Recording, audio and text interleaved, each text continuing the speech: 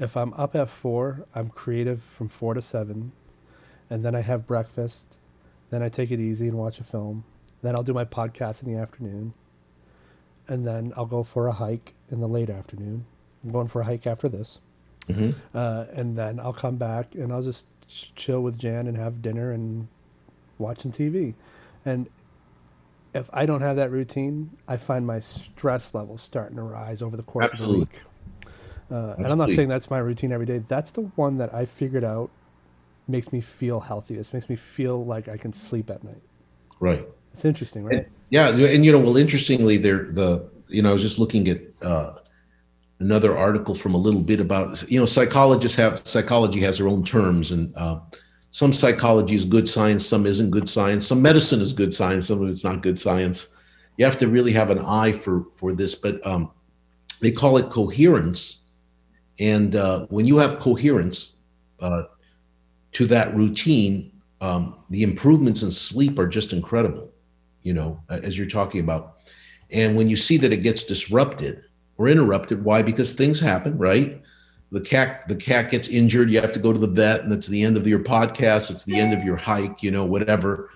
But and that's really the essence of what I'm kind of, as a caregiver, a little bit of the insight that I'm giving to people to try to deal with crises, and to try to also, feel and be happier, more productive, live longer, a little bit longer lives, I believe. That's what most of the studies say. But we're it's not what's promoted um, from, social. It's not what's promoted in social media. Everything that we have is very news bitey. It's very short. It's very brief. It's to the time. Um, uh, so your distraction, eventually people, because they start to narrow down what they're going to look at, what they're going to view, get rid of the, this people that in this way. But it can be even, more basic than that. Regardless, what you're doing is, I could interview you in a book as a successful author and book, and how you do that, and I sometimes get people. I did the other day also, in a little talk, that want to say, well, I thrive. I don't.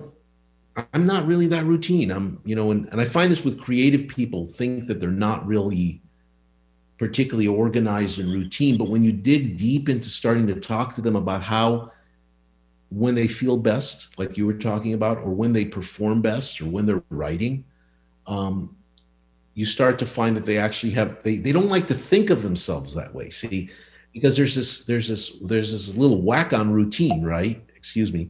There's a whack on routine that it's boring, right?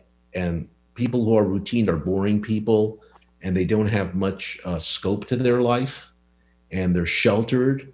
And if you're in a bubble, like I talk about a bubble, that's not a good thing, because you're not experiencing, or you're not growing. And so people want to have an image of themselves that's more spontaneous, ability to react to chaos.